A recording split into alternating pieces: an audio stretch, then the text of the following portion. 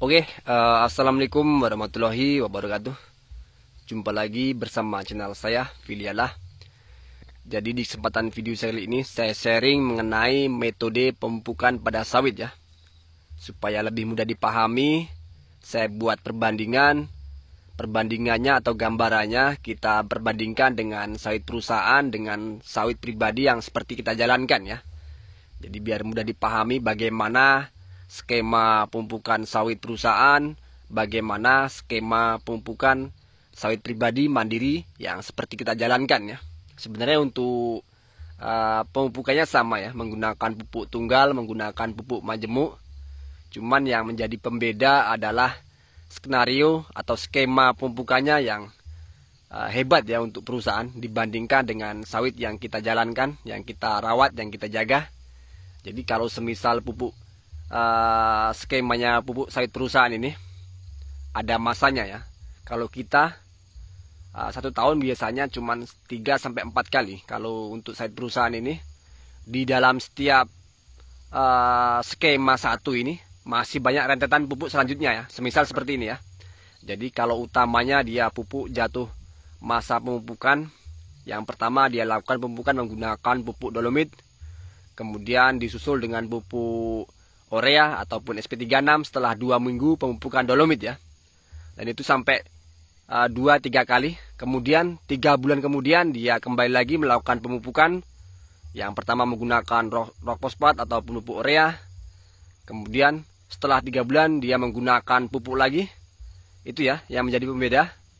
Jadi kalau sawit perusahaan ini biarpun dibilang 3 bulan sekali, cuman di dalam pemupukannya banyak sekali rentetannya, jadi sangat panjang sekali pemupukannya, tidak pernah putus ya. Beda kalau dengan sawit pribadi yang kita rawat, yang kita jaga ini, biasanya kita hanya melakukan pemupukan sebanyak 3-4 kali ya dalam setiap tahunnya, dan itu pun hanya satu, tidak ada skema selanjutnya. Jadi itu yang menjadi pembeda.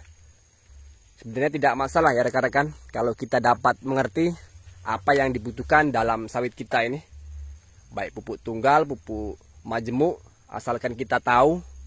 Semisal sawitnya kurang buah, kita bisa beri pupuk boron. Kemudian kalau sawitnya kepingin pokok sawitnya besar, bisa kita berikan rock fosfat. Kalau kepingin buahnya besar, kita berikan KCL. Jadi sesuai kebutuhan sawitnya ya. Untuk pemupukan yang penting ada pemupukan dalam setiap tahunnya sebanyak 3-4 kali ya. Kalau mau ditiru untuk cara pemupukan atau metode pemupukan dari sawit perusahaan sangat baik sekali ya. Kalau rekan-rekan bisa tiru ya. Tadi cuman sangat menguras kantong sekali. Di dalam setiap pemupukan masih ada rentetan ya. Semisal dia 1 tahun 3 kali, itu hanya garis besarnya saja ya. Ada rentetannya. Jadi yang pertama dia lakukan pemupukan menggunakan dolomit, kemudian disusul dengan urea ataupun SP36. Jadi itu untuk selang waktunya hanya 2 minggu ya. 2 minggu dia aplikasikan pupuk. Kemudian 3 bulan kemudian setelah rentetan awal disusul lagi ya. Dan seperti itu terus menerus ya. Sampai 1 tahun ini 3-4 kali. Itu yang menjadi pembeda. Untuk pemupukan juga ini seperti ini ya. Kita jangan anggap untuk dolomit ini sebagai pupuk. Karena apa? Fungsi dolomit itu hanya mengatur pH tanah. Jadi kalau kita bilang pupuk tidak cocok ya. Dia hanya mengatur tanah supaya saat kita aplikasikan pupuk dapat menerima dengan baik, seperti itu ya. Kalau untuk dolomit ini jangan dianggap pupuk. Anggap saja untuk kesuburan tanah. Memang fungsinya seperti itu ya. Jadi kita prioritaskan, kita sambil belajar. Kalaupun video ini kurang dipahami, nanti ya saya pelan-pelan saya buatkan videonya mengenai pemupukan sawit supaya rekan-rekan dapat pengetahuan mengenai pemupukan sawit ya. Nah ini kenapa untuk buahnya jarang sekali, karena musim kemarau ya, lagi trek juga ini untuk perkebunannya. Jadi kalau ditanya masalah pemupukan ini, rekan-rekan tinggal sikapi ya, belajar secara perlahan. Jika sawitnya kurang buah, itu tandanya kurang apa, pupuk apa. Jadi ada pembelajarannya ya. Kalaupun sawitnya pokoknya kecil, harus besarnya dikasih pupuk apa. Jadi kalau pupuk tunggal, pupuk majemuk ini ada perbedaannya. Kalau pupuk tunggal ini unsur harianya hanya 1 ya. Semisal nitrogen, Itu tadi cuma nitrogen. Kalau semisal pupuk majemuk ini lengkap ya. Kita beli pupuk majemuk ini ada nitrogen, ada fosfor, ada kalium. Jadi itu pembedanya antara pupuk tunggal dan pupuk majemuk ya.